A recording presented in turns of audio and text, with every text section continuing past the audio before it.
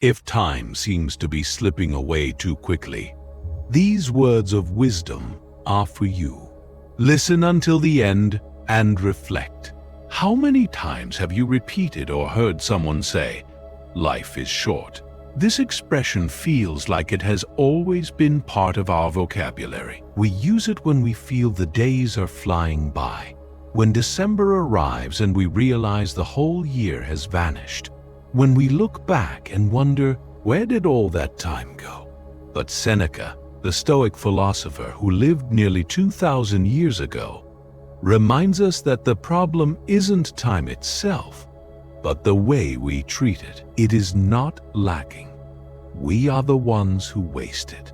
If we think about it, each of us receives the same gift every single day, 24 hours. It doesn't matter if you're rich or poor, if you live in a big city or out in the countryside. Time is the only currency distributed in an absolutely fair way. The difference lies in how we spend this resource. Many spend it on endless distractions. Today, we face a powerful enemy called technology, social media, notifications, short videos that hold our attention. And the strange thing is, after spending hours scrolling, we often don't even remember what we saw. It's an emptiness disguised as fulfillment. Others waste time on worries. How many hours of your day are spent imagining scenarios that may never happen? Worries about what could go wrong, about what people might think, about things far beyond your control. Seneca would say this is one of humanity's greatest mistakes, suffering before the time comes. We create pains that never exist, and in doing so, we shrink the life we actually have. There are also those who spend their time in useless arguments, debates that bring no learning, that don't bring people closer, that don't build anything. How many times do we fight over small things that won't matter in a week, let alone a year? In those moments, time slips away like water through our fingers. Now, if we look at the other side, we see something powerful. When time is well spent, it seems to expand. Have you ever experienced a moment when 1 hour felt like an entire day?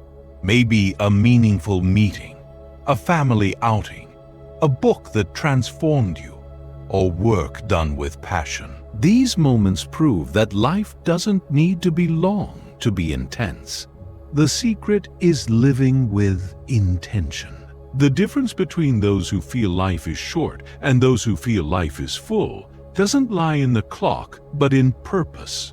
It's as if two people have the same number of days, but one only counts them, while the other fills them. Seneca teaches us that we shouldn't measure life by its length, but by its use.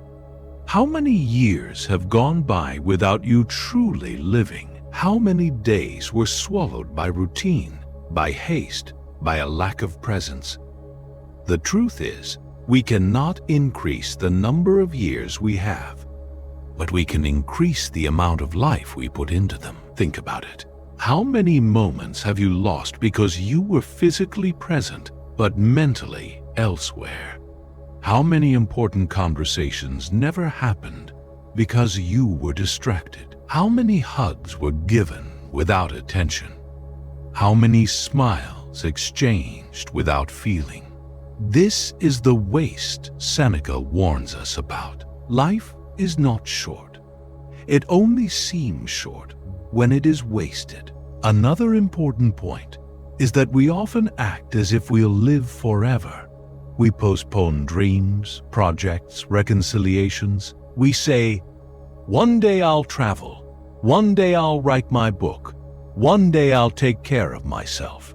But that one day never comes. Tomorrow is the perfect excuse not to act today. And while we believe we'll always have more time, it keeps moving forward.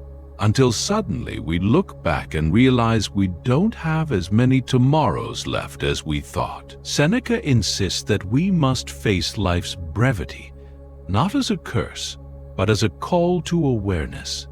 If time is finite, then it is precious, and what is precious must be cared for, protected, and used wisely. Imagine time as a fortune deposited into your account every morning. If someone gave you 24 rare coins each day, would you spend them on just anything? Or would you carefully choose where to invest? Time works exactly like this. The only difference is, unlike money, we cannot save it for later. Every coin not used simply disappears. So the question Seneca leaves us is, where are you investing your hours? Maybe you'll realize much of your time is going into things that add nothing to your growth, your happiness, or your purpose. Maybe you'll discover that you're too busy to truly live. But there is still time. Waste only becomes permanent when we choose not to change. Seneca invites us to look at the present with fresh eyes.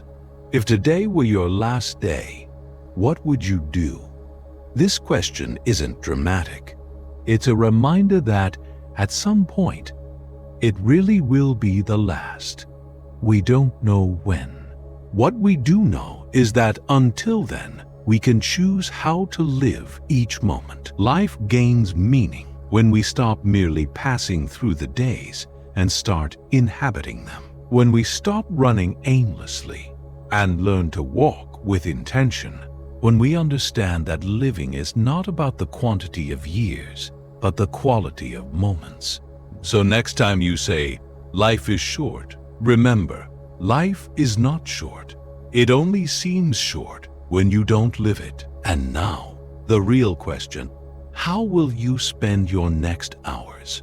Will you let them slip away in distractions, worries, emptiness? Or will you use them to create memories, to learn, to love, to transform yourself? The choice is in your hands. Time is right in front of you. It is not scarce. It just cannot be wasted. Now share your thoughts below. Are you wasting your precious time, or are you making the most of every second? And if this makes sense to you, subscribe to our channel to hear more words of wisdom. See you next time.